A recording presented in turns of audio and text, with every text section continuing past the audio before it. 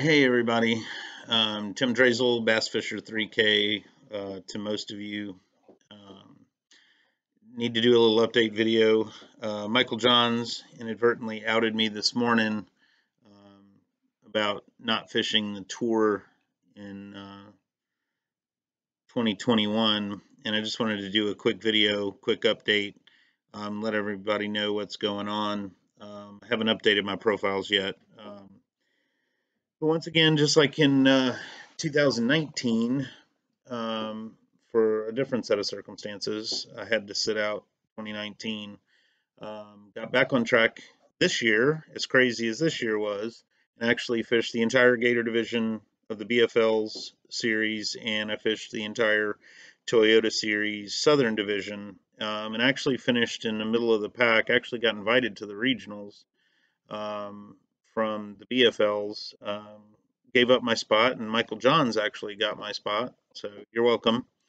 Um, but so was back on track, and even though it was a tough year for me fishing wise, finishing in the middle of the pack in both of those levels does not bother me at all, especially since I was out in 2019.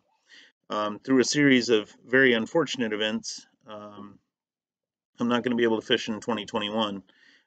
This makes me ridiculously sad and hurts me at a core level. But two major things have happened that's just going to make it impossible to fish next year. So I'm still going to captain for my high school kids as much as possible, but that's pretty much going to be the extent of my involvement next year. So the first thing that happened is the property that I owned in 2007 when Corey and I got married. I was unable to sell then because of the market crash, the banks crash, real estate imploding. So wasn't able to sell it. It's 1.3 acres, and it had at the time a 3-year-old double wide, virtually brand new trailer on it. But fortunately, at least I thought so at the time, friends of mine that I worked with had just had a baby. They needed a place to stay. They really needed, something safe and secure and blah, blah, blah. And I said, okay, perfect. You guys can move in, uh, pay me $800 a month, which at the time didn't even actually cover the mortgage. The mortgage was a little bit more than that.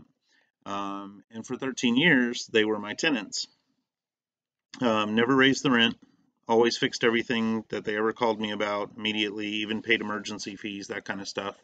Well, what my friends, uh, people who we babysat for, that level of friend, not just people I happen to know, but actual friends, um, never told me about a roof leak. A roof leak that our best guess is right now between us and the black mold remediation companies started 3 to 5 years ago.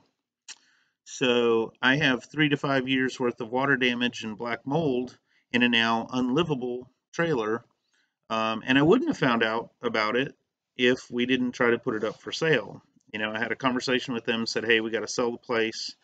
Um, we're trying to kind of split our time between the lake and down here when it's our Zach weeks here in Florida, and we really need to sell the trailer. I mean, we've got to focus on the properties we have up there. And they said they totally understood, blah, blah, blah. And I said, listen, the good news is if somebody buys it and they have a built-in tenant, they may just make you sign a lease. I never made them sign a lease because they were friends. Uh, Not that it would have helped me or hurt me either way. But, and I'm still baffled. I mean, I fixed everything they ever called me about instantly. I don't know why they wouldn't tell me about a roof leak. Well, it became apparent real obviously. I mean, so the first person that the realtor was going to show the house to opened the door, closed it immediately, and turned around and left. And I went, well, what the hell's going on? I mean, because I had no clue what was going on. But apparently, they were living in such a trashy way, they didn't want me to see the inside of the house. So they didn't tell me about the roof leak because I would have had to have gone inside and seen the house. Current estimates, low end is 38,000 just to deal with the black mold, and the other one is 42,000. So that's just to deal with the black mold remediation. So financially, spending, what I normally spend is $6,000 to $7,000 worth of entry fees every year. That's off the table clearly because we weren't prepared for a $42,000 problem. Um, so that was already going to keep me from fishing the series level. I was still going to fish the BFL Gator division. And then, as a little birthday present to me, on our drive to Louisiana for Thanksgiving, our annual commute to mom's house in Louisiana, um, got a text from my ex wife, Zach's mom, saying that his aide had just quit, had just turned in her notice. So now I don't have an aide for Zachary, so I'm an at-home dad every other week, trying to work from home with crap internet in the country, um, and taking care of Zach full time on my weeks. So 2 weeks a month, more or less. I'm a full-time Zach provider and still trying to work and keep my job. Uh, and without an aid, there's just no way I can fish even the Gator division next year. It's very, very hard given the level of severity of Zach's disability. It's ridiculously hard to find somebody that can actually handle it, and can be trusted enough. Zach can't speak. Zach can't tell us what's going on. We're completely dependent on and trusting of the people that have been around him. And luckily for most of his life, the aids that we have used so that we can go to work and stuff like that, have been amazing, but they've all come from a very strong baseline knowledge of who the people are. We knew who they were. Our last aide, who was fantastic, I wish she didn't have to quit, but I wish her no ill will. She's an amazing person. She was one of his aides at the school when he was in school. So she already knew all the things she had to do, all of Zach's level of stuff. And she was amazing. She was great. Losing her was not also anticipated. But between those two major pieces, there's just no way I can fish next year. So once again, I'm having to take a year off.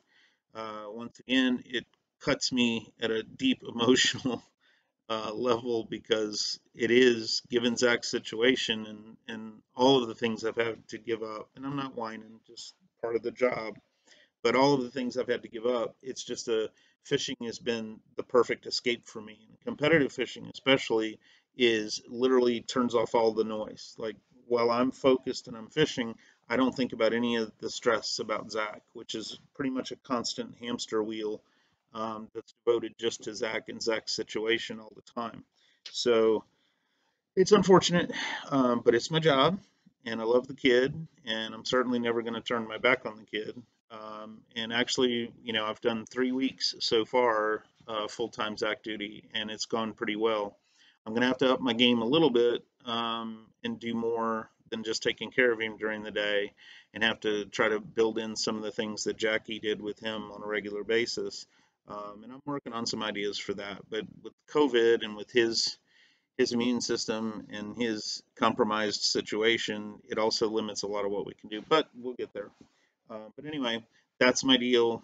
Not going to be fishing in 2021. It hurts me, especially since the Opens changed their format, which now suits me. So I was very excited about the possibility of switching over to the Opens, and possibly still fish the series, the Toyota series with FLW as well. But now that BASS has gone back to the regional kind of format for the Bass Opens, I could actually do those now. So I'm going to think about that hard for 2021 or 2022. Yeah, 2022. 2021 is the year I'm not going to be fishing, so 2022. But that's the deal. Love all you guys. I get so much support with Zach's deal and with fishing and everything else from all of you, all of my followers.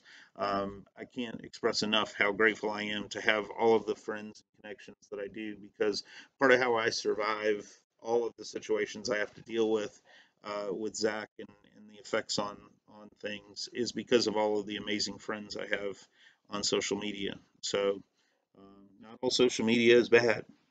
I've made some amazing connections and some amazing friendships over the years on Twitter, especially, and very, very grateful for that. Very thankful for that. I'm also very thankful that I'm in a situation in a position that I can take care of Zach on my weeks. And so far, his mom has it covered pretty well on her weeks, so it's going okay. Um, but we are constantly searching for a fantastic person to help us out during the day on weekdays anyway, so that we can have a regular kind of work life. But we'll get there. So anyway, that's the update. I love you all. I appreciate everything you guys do for me emotionally and spiritually, and all of the help and just good vibes that come from most of you. I truly truly appreciate it. So anyway, that's the update. I will certainly be back. Hopefully, I'm not going to say that out loud. That's just dumb. My intention is to get back on tour as soon as possible, and it's just a huge part of my dream and a huge part of what I love to do. So I'll get back there. I have great faith that that's going to happen. So anyway, peace out, guys.